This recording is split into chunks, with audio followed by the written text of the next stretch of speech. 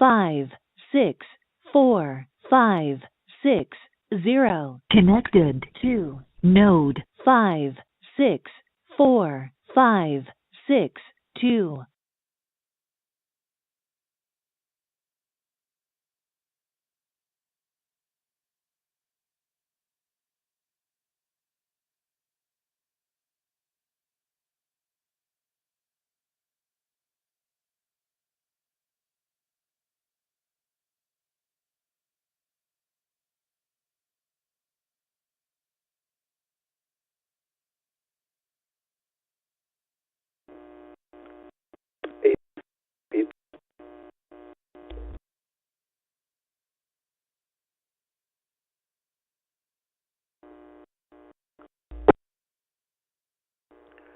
AD7N test.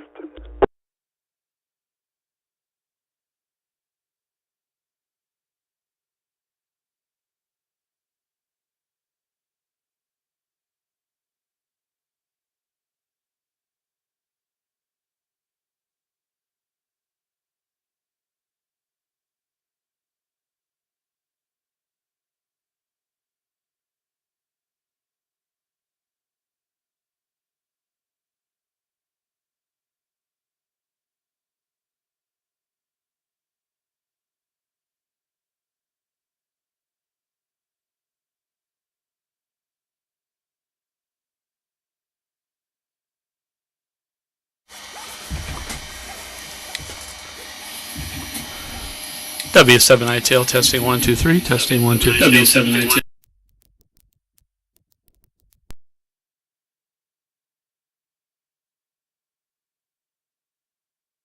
W7ITL, you were doing okay there, and at the end you echoed yourself to death. WU7N.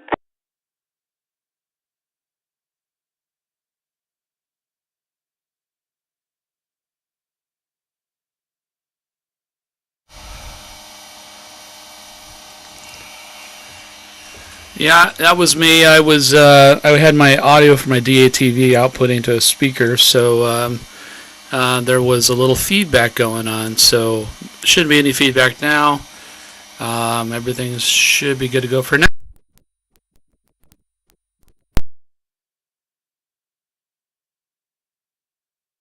Okay, well, thanks for your efforts on that. Waiting for the net at the top of the hour, WU7N.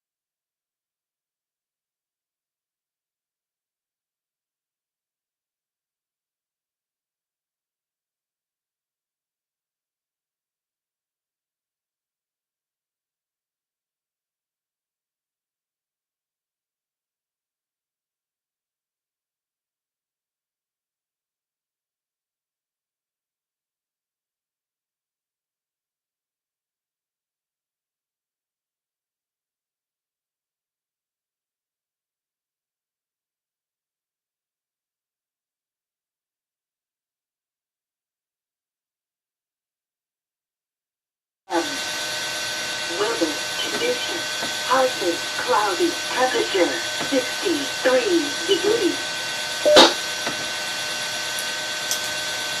Good evening. This is the Western Washington Amateur Television Society Net on the 08 machine. I'm Dave, KD7ZYM. The Western Washington Amateur Television Society is a group of amateur radio enthusiasts that take to the airways with digital amateur television in the DVB-T format. We transmit on 70 centimeters to a crossband repeater on Cougar Mountain, which spits out images at 1.2 gigahertz. To find out more about our organization, please Google WW7ATS. That's Google WW7ATS. That will take you to our homepage on the internet. There you'll see the exact frequencies we transmit and receive on, and also you'll find a link to YouTube where we stream our nets. Also, we'd like to thank the SeaTac Repeater Association for letting us use WW7STR's repeater 147.08 with a tone of 103.5 for our voice transmissions. So with that, I'll pause in case anybody has emergency traffic that needs to make a contact on the 08 machine before our net gets fully underway. This is Dave, KD7ZYM.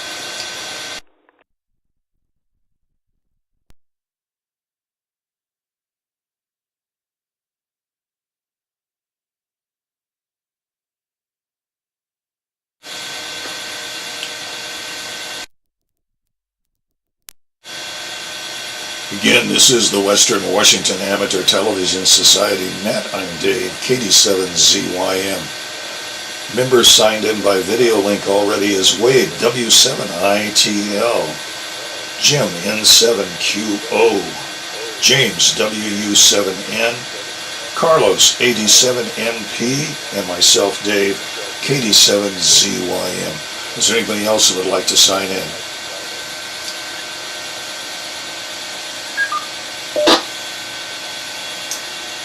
Hearing none, we'll get the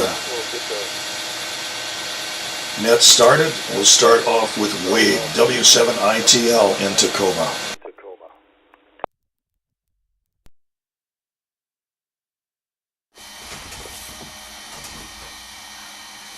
All right. Well, I'm waiting for my audio to come in. I don't see it broadcasting, so I will do 2 meter as well. W7ITL here. Yeah, a lot of stuff going on today. I went to the Radio Club in Tacoma, and then the last part of the day I've been working on my son's truck. He's got an old Ford F100. It's like a 1973 model with like a V8, so a couple things wrong with it. Tomorrow I'm going to be working on the alternator and putting the new battery in, and then I think there's going to be a fuel sending unit that needs to be replaced, because right now I don't know how much gas is in the tank. So yeah, that's what I've been working on. Nice day, so I'll hand it back to Dave, our net control. This is W7ITL. Oh, it looks like audio is working. Nope. All right, well, I'll catch you guys on the next.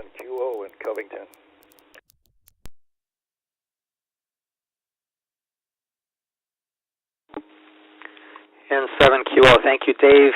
Good evening, everyone. Son has a Ford F100. My goodness. And an 8-cylinder engine. Do they even make any such thing? I don't know. I haven't seen one of them in years. That's great. That should be a fun project, Wade. I would think so anyway. That sounds great. Well, let's see. Had a really nice day here. Mostly I was doing stuff around the house today. Good day to be outside. Unfortunately, I've got a bunch of stuff to do inside as well. But not to worry. They say that late tomorrow night it's going to begin raining, and we'll probably have rain every day until the following weekend, next weekend. So I guess I'll do the inside stuff tomorrow as well, and then be housebound for a bit. So not a problem there. At least I won't have to worry about watering the bushes anymore. My wife takes care of the houseplants, but I guess I'm stuck doing the outside. We do need the rain here anyway. The ground is pretty solid, so that'll be a good thing for us. Hope it makes it up to places like Port Angeles, where Lee doesn't get much of the water, but we'll see what happens. Back to you, Dave, and 7QO.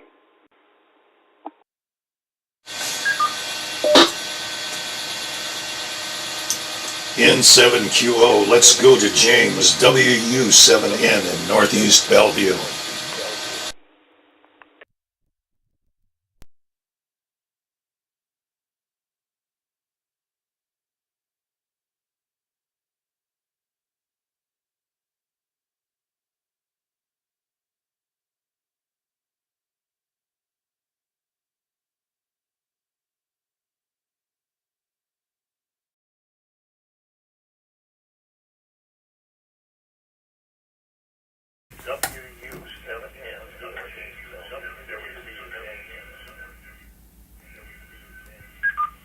Testing 1 2 3 4. Testing 1 2 3 4. WU7N here. Okay, sorry about that. I had a problem with my software. So I'm on cell phone and broadcasting like in the olden days. You couldn't listen and transmit at the same time. Well, anyway, yes, I look forward to the rain as well. Anyway, I'm in an association where everyone is supposed to water the plants around their own home. I make a deal with my neighbor that he kind of handles the space between myself and my neighbor's house, and I do a little island in the center of the road, which no one wants to water because the topsoil is so thin. You have to water it like every 2 days when it's really hot out, or it just doesn't seem to work out too well. So I've done that for several summers now. Certainly kind of ready for someone else to take that over. But anyway, got through another summer with that. Drove over to Seattle today. Every time I drive over to Seattle, I learn something new. I'm still not used to those giant red lights, green lights that kind of let you through right through the middle of the freeway, through the center of town. I understand why they're there, and I understand the mathematics behind why they're a good thing, but I just can't get used to the red, green, yellow lights right in the middle of the freeway. So anyway, went over there, and that was a good trip. And let's see, other than that, I got the grill cleaned up today, even though I did not use it, and it was in pretty good shape. It has been sitting the entire summer in sort of by my front entranceway, and I checked with all four of my neighbors to make sure that wouldn't bother them having it sit there. But I went to a homeowners meeting last week, and apparently it bothers one person on the board. So I decided, well, I've got to move it. And so it was harder than I thought it would be to get it moved to my back deck and kind of store it for the winter, unless we have another giant power outage storm like we did last November, in which case it's how I'll be doing my cooking. And I also have some other small stoves that I can boil water on and such, and they've got two little wing tables on each side of the grill that I'll be using for that purpose. So anyway, that's the story here. This is James, WU7N in Northeast Bellevue. Let me turn it back to Dave, our net control. Again, apologies for the delay, Dave.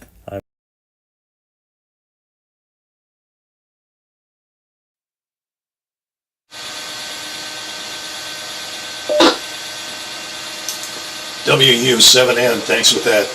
Well, let's go visit Carlos, 87NP in Northeast.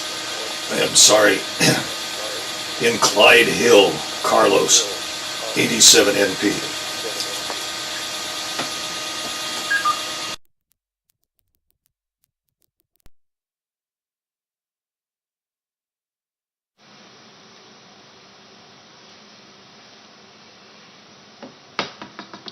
Okay.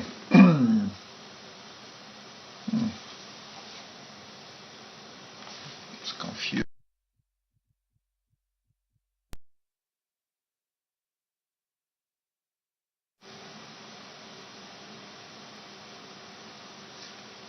Okay, this should be better now. There's audio flowing. System was confused between Dave's PTT and my signal. Good evening, everybody. It's good to see you all. It does seem like audio is flowing on both directions. Wait, I think there's probably a longer delay. I should try to figure out at the beginning between the DVB signal coming in and the audio going into 2 meters. So probably some some latency that I will have to figure out. It was quite a nice day. I was using all the minutes of light. I was on my roof setting up the rotator on my HF antenna. I don't know. Let me see if I can show it. It's kind of pretty dark, so but it hopefully does rotate when I change it. There it goes. So that was my work for the afternoon, and passing all the cables now. I have all these cables hanging that I have to go and take care, and this is all connected to the rotator control, which is quite nice also. Hopefully by next week I'll be able to use the whole system from 6 meters to 20 meters on my Flex radio. So that's what's going on here, and I also installed 222 megahertz antenna that I haven't tried yet. I'll give it a try to the 222 repeater at some point to see how that's working. Alright, back to Dave, Net Control from 87 NP in Clyde Hill.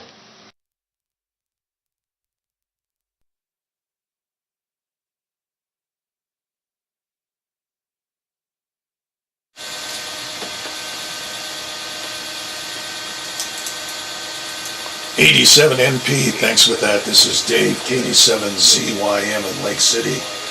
Better get a quick ID here. Again, this is the Western Washington Amateur Television Society Net on the 08 machine.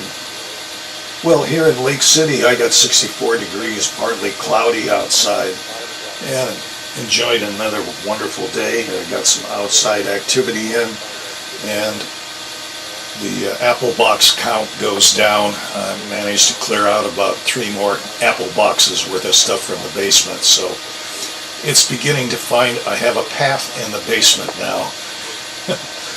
So it's nice to get rid of excess after you've collected so many years and done so many garage sales and so many ham fests that it's time to clear out some of those things. So it was enjoyment at the time, the thrill of the deal, as they say. So anyway, other side, the next thrill of the deal is when you get rid of the things. It's kind of like owning a boat. Buying it is one excitement and selling it is the next excitement. I just had that happen in my life also. So with that, let's move back up to Wade, W7ITL.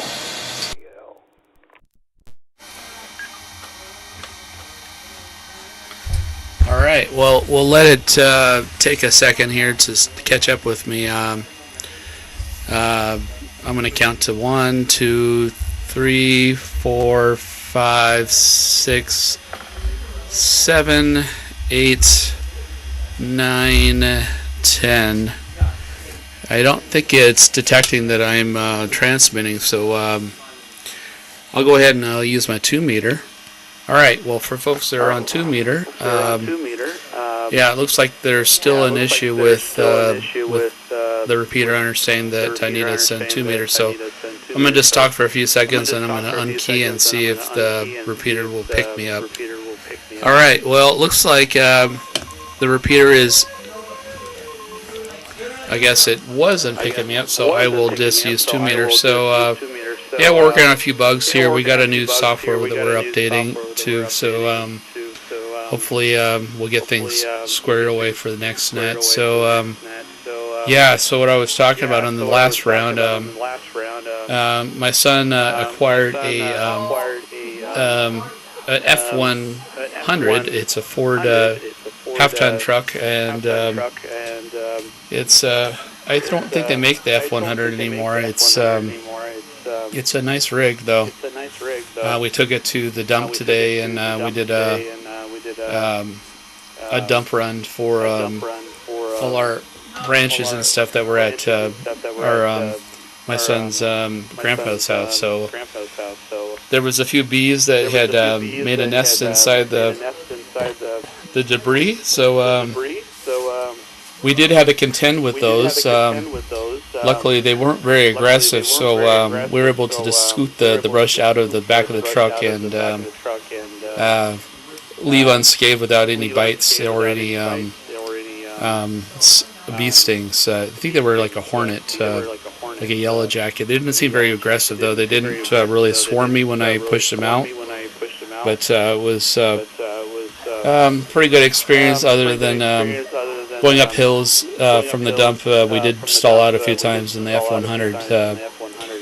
So we did get a new alternator, new battery that we'll be installing tomorrow. I started working on alternator today. I was only able to get one of the bolts off. The other one was seized on pretty good. I used a little WD-40, but it wasn't enough. I didn't have enough leverage to pull the second bolts off. So that'll be something for tomorrow. I'll be working on get that all replaced so that we can drive around the truck and so Logan can drive that around.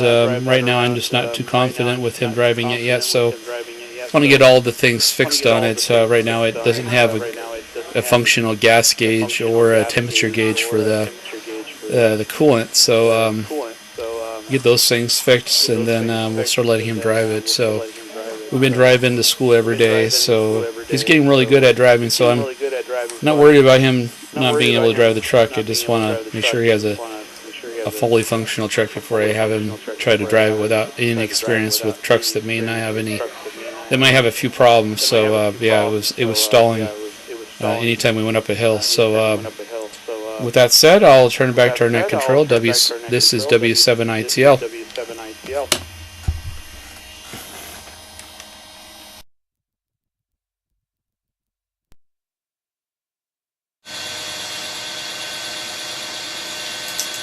W7ITL, thanks with that.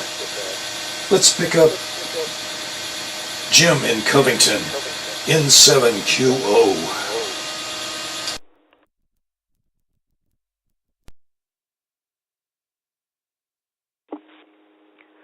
N7QO. Thank you, Dave.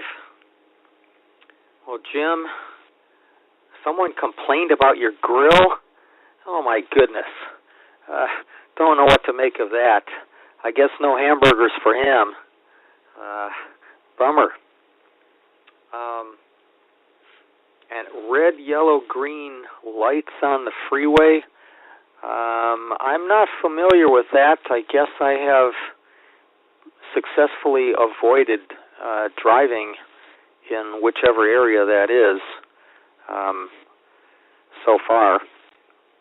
I try very hard to avoid going downtown whenever I can, and I don't really have the need to go into Bellevue any, so I'll have to look into those.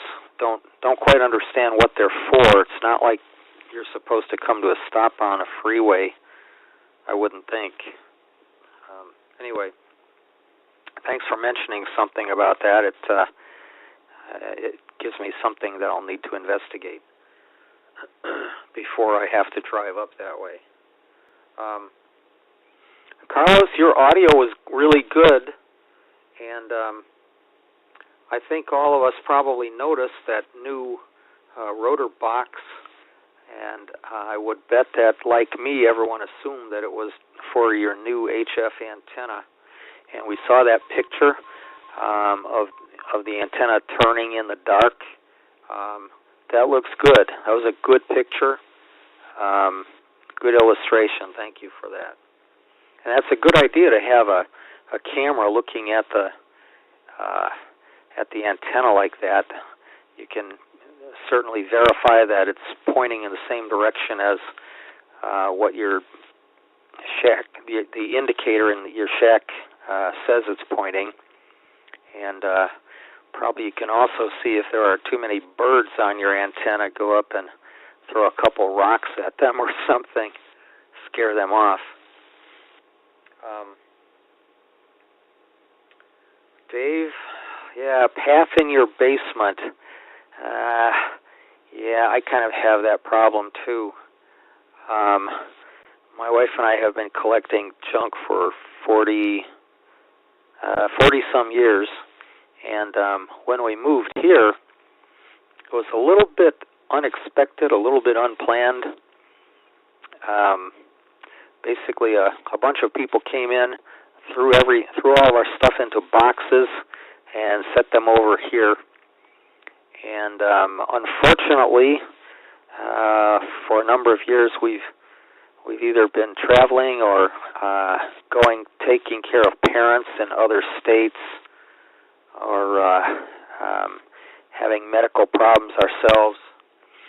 And now that we're retired, I'll tell you what, it's definitely a whole lot more difficult now to get things accomplished than it used to be. Oh well. Proud of you for doing that, Dave.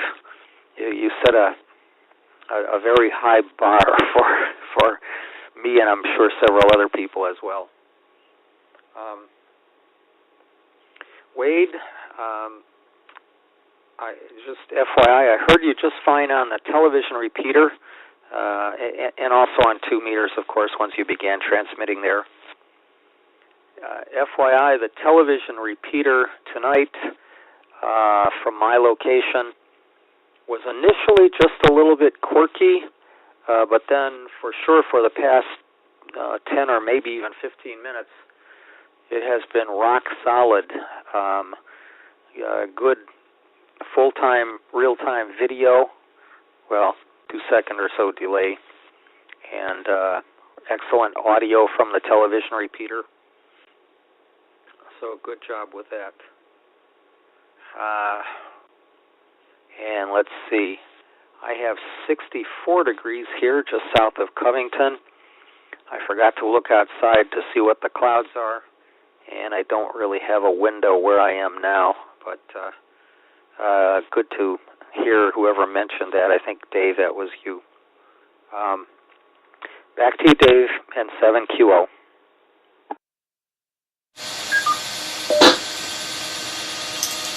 N7QO, thanks with that. And time to get a little ID out here again. This is the Western Washington Amateur Television Society Net on the 08 machine. Again, I'm Dave, KD7ZYM. Let's go to James, WU7N in Northeast Bellevue.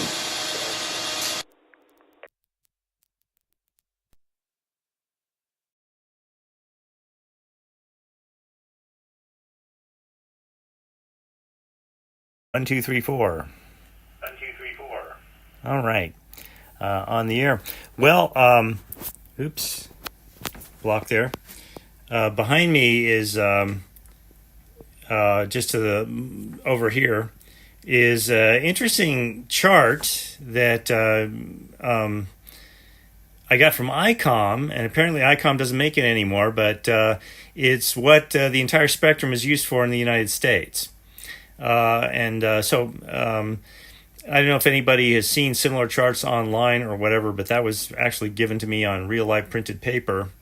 So if anybody knows an updated version of this, let me know. Carlos, I didn't get to see it, but thank you. I'll say thank you for the video of the antenna moving in the dark. That sounds interesting. Perhaps you can show it again once I get my situation kind of squared away here. And the Ford F-100 with that huge big old engine in there. No, I doubt they do make that.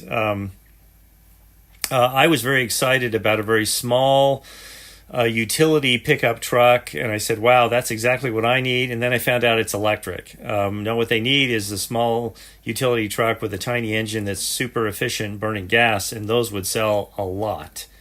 But instead they had to mess up and make it electric. So that's that has re-inspired me to try and get my 1987 Nissan Pathfinder working again.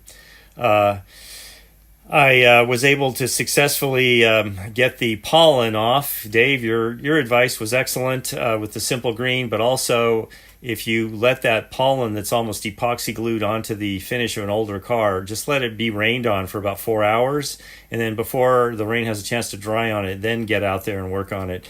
It came off amazingly well after I did that, and I will remember that for next time, because last year I thought I'd wrecked the paint, but it was baked on and I was trying to work on it when it was dry out. So the secret is let it soak for 4 hours in the rain and then do it. Jim, moving boxes. I have a friend of mine's real estate agent, and she's been selling a lot of people's houses that are downsizing and such.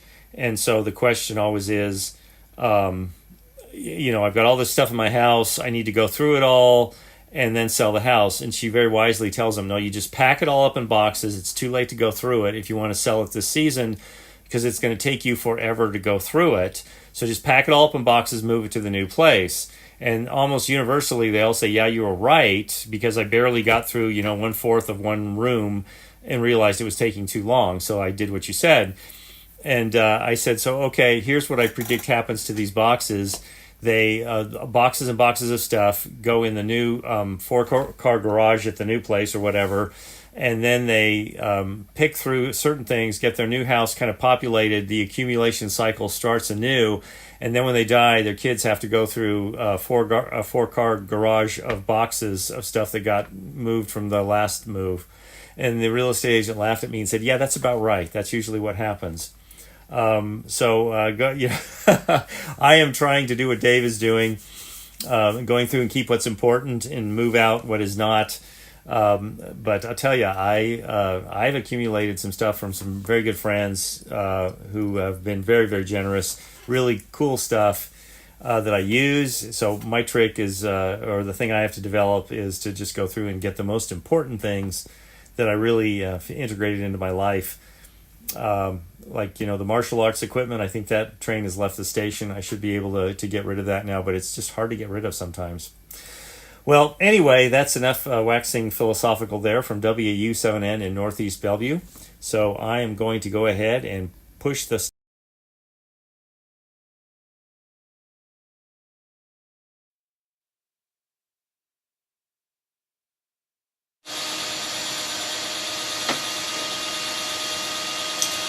And we'll move along to Carlos, 87NP.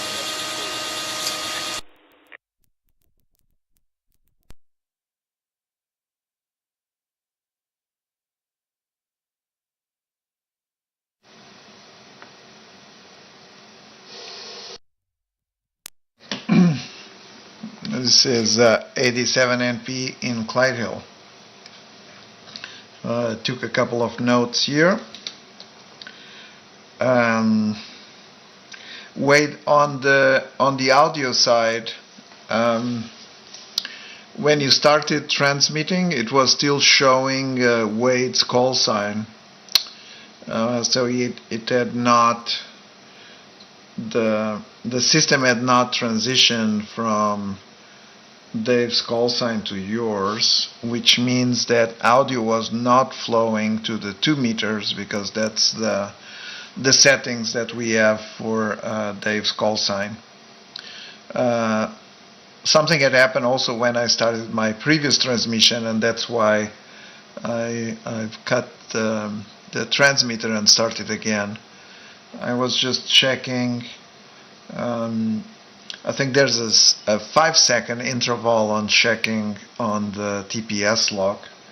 So I just I asked it to change to 500 milliseconds. So I'll update the software later to make sure we have a faster transition between one call sign and the other. So that was what's going on. But the audio seems to be flowing fine. Boxes. I have an issue that I do get rid of boxes, but I always get new boxes. So this seems like it ends up on being a wash.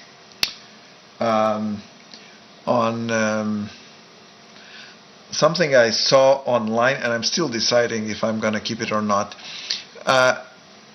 I'm interested on trying out radio astronomy, and I saw some people that converted a solar cooker into a dish for radio astronomy. And the advantage of this solar cooker, which really has the parabolic dish format, is that it comes, yes, my camera is beeping. It's a solar dish that comes into multiple parts, so it's quite portable and you can assemble it. I have not tried assembling it yet, but that's my next attempt at radio astronomy on that one. On the ICOM charts, James, when I was at Huntsville? Yeah, when I went to the Hamvention, ICOM was distributing some of those printed charts. I don't think it had that one. I brought the one. They had some newer ones on SHF that go all the way to 24 gigahertz. So I picked up some of those new charts. And I don't know if you have a chance to see the video transmission. Let me just switch camera. The interesting situation that I have now with these two antennas is if I'm gonna track satellites, I need to keep the HF antenna in this position, because if I put the antenna into, I think, either north or south, I wouldn't be able to rotate my satellite antennas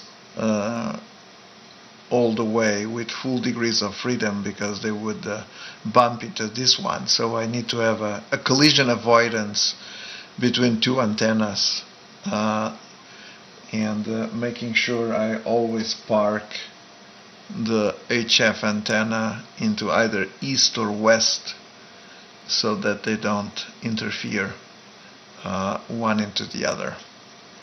So that's going to be one of the next adventures, antenna collision alarm, to make sure we don't get into trouble. Thank you for the audio report, Jim. I'm trying out this new podcaster microphone setup. It's no wires. It's just the Rode wireless microphone, and it seems to be working well. That's it for now, and I'm sending it back to KD7ZYM, Dave, Net Control from 87NP in Clydesdale.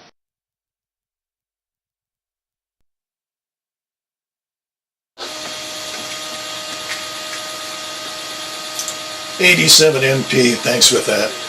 And observations from this point, the pictures seem to be coming through fine tonight, and the audio has been actually rather good.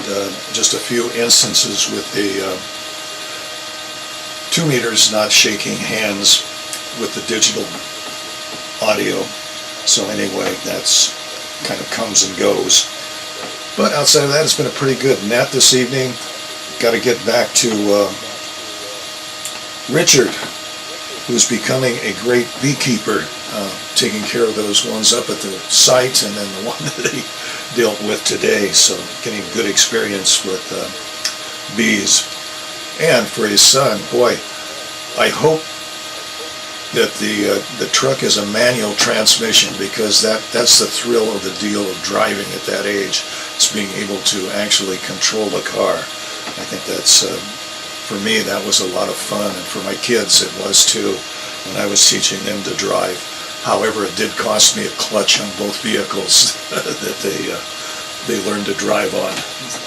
The sacrifice, but outside of that, they're still to this day love manual transmissions on their cars. And that's about it. And then Jim getting things done around his house. There's always something that needs to be tended to around the house. So that's good. And James having to move a grill, but I'm sure that will get through his apartment and out on his deck and be in a nice place in case an emergency comes along and you got something that you can cook on. And Carlos, nice rotor antenna that really looks good. And you were talking about parabolic reflectors and space communications. And the next thing you'll know, you'll have a 10-meter dish up on your roof pointing up to the heavens, seeing what you're talking to.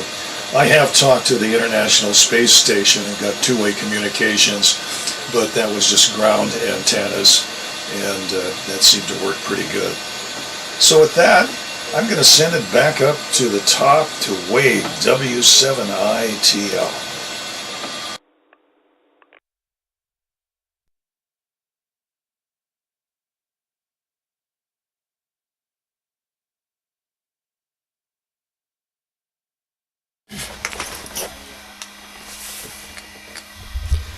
All right. Well, I think Carlos's suggestion to wait a few seconds before transmitting did the trick. 2 meters seems to be working again.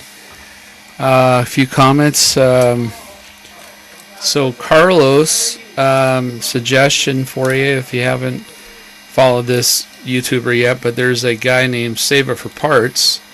He does a lot of satellite comm stuff. He makes rotators and stuff with this commercial stuff that he finds in dumpsters and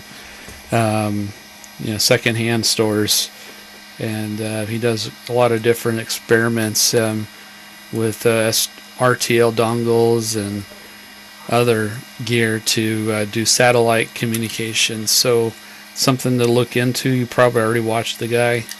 It's pretty popular. I watch his show quite a bit.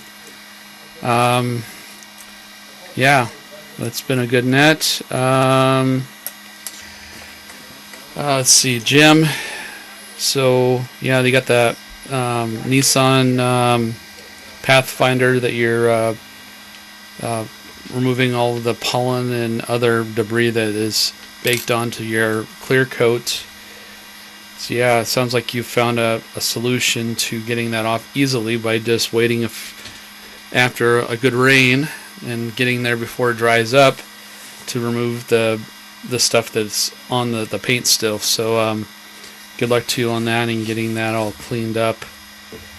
Let's see. Yeah, it's good net. I'll turn it back to net control. This is W7ITL.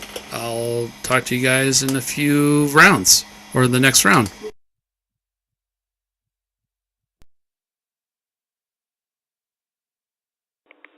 W7ITL, thanks with that. Let's go to Jim in Covington, N7QO.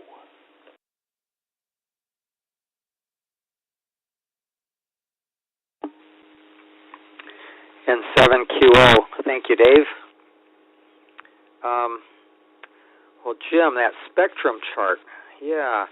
I've seen them available somewhere. I don't recall if it was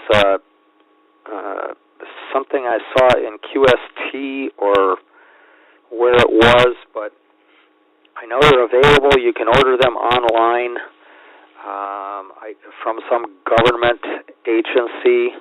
I don't remember if it's the National Bureau of Standards or I don't think it's the FCC, but they are still available. I didn't pay a whole lot of attention to where they're available because I have one of those, well, not the ICOM. I've got one that I had for many years. Of course, it probably needs updating, but I don't know where the thing is. It's in among that pile of stuff that I have here at the house somewhere. Oh, and you were talking about moving all of your stuff from house A to house B. Well, I don't know. My wife and I need to downsize now. We're kind of at that point where we just maybe need to abandon things. Let the new homeowners look through it. I don't know. My birth certificate is in one of those boxes that I've got, though, so I don't know. Unplanned moves are not good.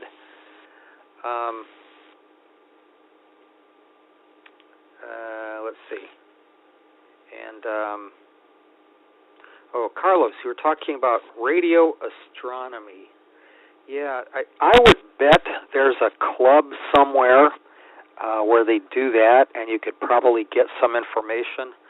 I seem to remember hearing something about people tying together several dishes, and that way they can add signal strength to received messages, and maybe even the computers process what they hear. I don't remember all the details on that. I remember, like, SETI has something similar, but I'll bet just a radio astronomy club would be able to give you some more information. And that wireless microphone that you have is pretty impressive. It is doing fine. Dave, you mentioned a 10-meter dish. Well, that made me think of a friend of mine who has not a 10-meter dish, but he has a 10-foot dish. If you remember, when satellite television systems first came out, typically it was a 10-foot or so dish. And I've stayed at a number of hotels that still have approximately 10-foot dishes. I had a friend in Texas, Ranger, Texas. His property was on a corner, and he put up this 10-foot satellite dish right on the corner, and there was a stop sign there. And he said to me, yeah, vehicles stop there. They stop there with their pickup trucks, and I see stuff come flying out of the pickup truck and landing in my 10-foot satellite dish. So he was telling me how about once a week he goes and cleans out beer cans from his 10-foot satellite dish. That brought back some memories. Thanks for mentioning that, Dave. Wade, I didn't quite. Was that fellow Saver for parts? If you would, next go around, if you remember, mention what that is. I'll try to catch it sometime. Back to you, Dave, N7QO.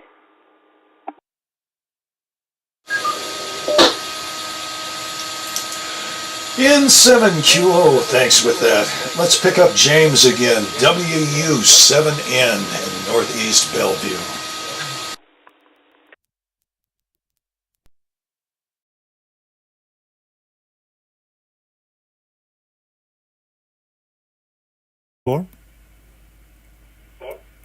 Testing? Testing, 1, 2. All right. I want to show you guys what I just managed to do here. Let's see if I can see myself over my own shoulder. I managed to... Okay, so it's not coming in. Okay, it just did this to mock me, no doubt. I got a Windows 7 computer here working, but for some reason, it's just a blurry mess. I don't know why. Maybe if I... Okay, well, if I switch it around like this, to me, does it do anything? Okay, so let me go ahead and see if I can stop it and start it again. So this is James, Whiskey Uniform 7 November, trying to do a transmission test across the 1.2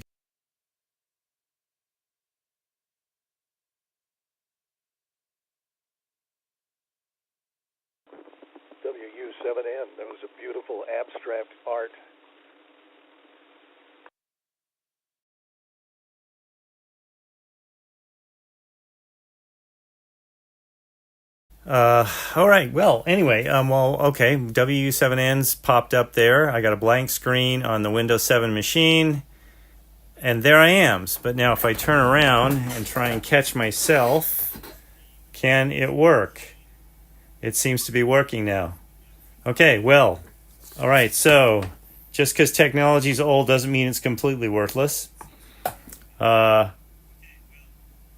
anyway, the solar cooker idea is brilliant because it seems to me that if you're going to get into radio astronomy, you would want something that's portable enough to be packed up, and you take it out to the middle of nowhere where the noise level is low and the RF interference is minimal, so you could seek out those teeny tiny signals. The only other kind of creative idea I remember reading about about radio astronomy is someone got a whole bunch of surplus and obsolete cable dishes, or maybe they were old satellite receivers, back from the 80s or something, and he put a whole array of those out in the middle of nowhere. But I looked at pictures of it. That was definitely a permanent installation. There was nothing portable about that. But he said he got good results, and I could imagine you're getting some kind of results because it seemed like those things just went on forever. He had ganged them together somehow to get the appropriate receiver sensitivity. But I like the solar cooker idea better. Let's see, the other thing we were talking about boxes. Yeah, I have been sorting through stuff and taking it out, and it seems like I take a pile out and a new thing I can't turn down comes up. But maybe that's more of a psychological problem than a space problem. And I hope I don't need all the gear I have now. But last November, I found I was caught kind of flat-footed because I hadn't been out to field day during COVID. And I had plenty of batteries, flashlights, things like that. But when it came to cooking and boiling water for the number of days that we were down for that November bomb cyclone storm, I really didn't have very much to work with. And what I had, I found out, oops, it didn't have fuel, or it didn't have what I needed. This time I do. I definitely, I was given two early generation, one very early generation stove that burns naphtha, and another very early version of a Whisper Light stove. And I was able to repair that one too. So I've repaired both stoves. They both work. And in addition to that, I've got some more modern propane, and then I've got the grill. So who knows, maybe I'll be hosting the whole neighborhood next power outage. Okay, so this Windows machine there in the background over my shoulder does seem to function, and so I can see things now. So at least I've got a patch over to be able to see you guys. For anyone else who's listening on 2 meters, you go to your favorite search engine, type in Western Washington Amateur Television Society, and then go to our QRZ website and go to streaming. Remember to turn the sound on the one that says low latency stream, and remember to stop the one below that. Otherwise, you'll be listening to old nets at the same time you're trying to listen to tonight's net. And if you do that, I just showed that you can even do this on a Windows 7 machine, and I think that's a Chrome browser. So this is James, WU7N in Northeast Bellevue. I'm pushing.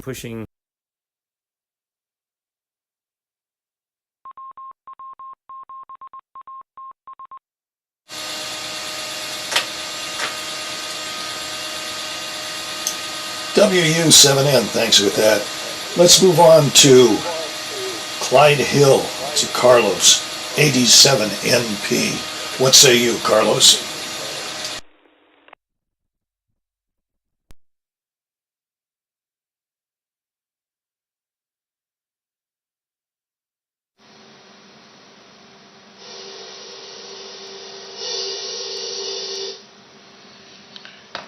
Okay, 87NP in Clydesdale. Seems like the system is not confused, and no, it's me, so pretty good.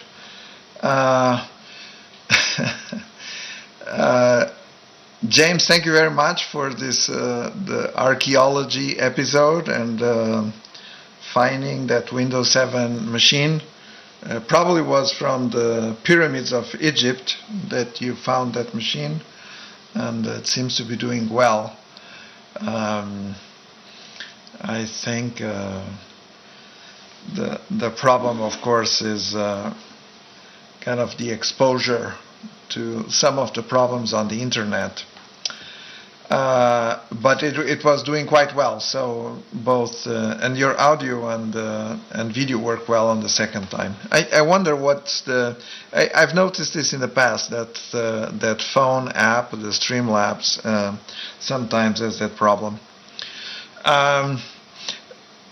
Jim, the channel that Wade was mentioned is Save It for Parts, and it's this nice gentleman that has many episodes and is always trying out some satellite dishes that he picked up on some surplus. And this is an example of his channel. And yes, Wade, I'm very much a follower. And in fact, in order to control the movement, I'm setting up a system that uses the stepper motor with gear reduction. This is planetary gears. It's 58 to 1 on that. Although this one doesn't have the encoder to tell me which position it is. Oh, no. Don't auto power off. Just stay on. Gosh, this camera is trying to behave like... Okay, I'll go to the other camera. Oh, there it is again. And I also have this one. Ah, gosh, just go back to my regular camera. And I also have this one, and this stepper motor that I'm also able to control as an encoder on the back. So this will, I'm able to position it where I want, giving it pulses, but then the encoder, this is kind of even has a small display in the back, and this one will tell me what's the position. So those are the two the two stepper motor that I'm planning to use for my system. Let's see how that goes. So that's what I have going on, and then it's probably my last transmission as we get to the end. Thank you very much for the video and audio reports. Oh, and these systems typically I control with an ESP32, which is a board like this one. This case it has 5 channels, so I'm able to control 5 stepper motors with this board. That's it for now and for tonight. Thank you everyone for a great net. Great to be here, and sending it back to Dave, Net Control from 87NP in Clyde Hill.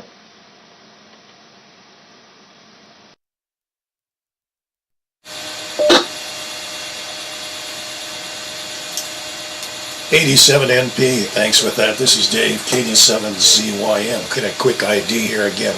This is the Western Washington Amateur Television Society Net on the 08 machine. Again, I'm Dave, KD7ZYM. Well, I have had some experience with parabolic solar cookers, and I too tried to do some stuff with audio with it, and I found out if you get it in direct alignment with the sun, you can cook a microphone. So you got to be careful where you're aiming it. What the focal point is hot, no matter what antenna element that you have in the center of that focal point. So anyway, the solar cookers work quite well. I enjoyed that as part of emergency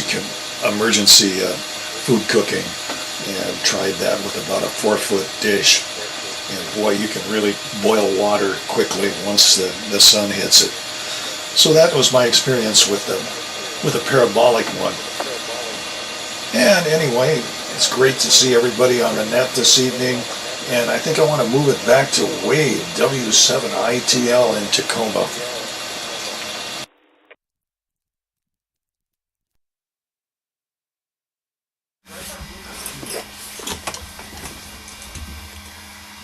All right, well, looks like I'm coming in over 2 meter now. So, get down to the end of the hour here. Not a lot more to go, but solar cookers and using solar cookers as antennas sounds like an interesting topic and thing to try out. Yeah, I haven't really moved to satellite communication yet. I made an APRS contact with the ISS satellite once, but I didn't get a QSL card yet. I have to submit some paperwork, so I might try it again here in the near future. Say that I did a comm with ISS. I know it has DVB-S digital television now. I don't know if it's always on or if it's only on certain passes, but that would be an interesting thing to try out later down the road. So we're getting to the bottom of the hour here, and I say I'm pretty much out of things to talk about, so I'll turn it back to our net control, Dave. This is W7IT.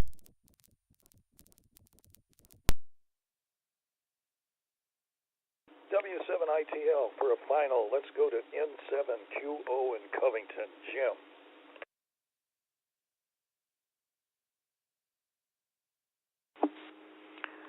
N7QO, thank you, Dave. Well, Dave, solar cooker, cook a microphone. My goodness.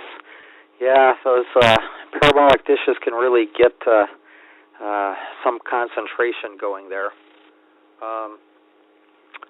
For me, I used to use sterno, and the stuff doesn't weigh anything. I used to have a little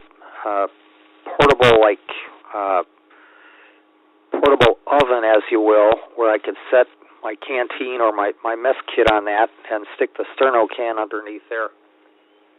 That device to hold the mess kit actually weighed a whole lot more than the sterno. And I'm sure I've still got that around here somewhere. I wonder if I still have sterno in one of those boxes I've got. I wonder if they even make that stuff anymore. I haven't seen it for years now that I think about it. But anyway, and Wade, you were mentioning about the ISS. Yeah, I heard something about that, or maybe I read it in QST.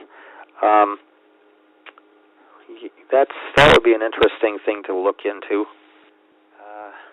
I still have to figure out a little more about getting on the air here.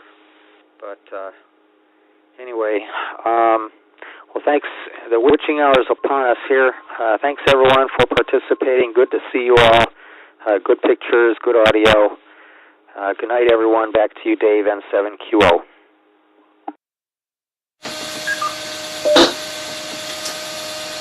N7QO, thanks with that. And this is the Western Washington Amateur Television Society, transmitting in digital amateur television in the DVB-T format. We'd like to thank the SeaTac Repeater Association for letting us use WW7STR's 2-meter repeater 147.08 with a tone of 103.5 for our voice transmissions during our net. So on behalf of the Western Washington Amateur Television Society, this is Dave, KD7ZYM, signing off the net at 9 o'clock. Good evening, all.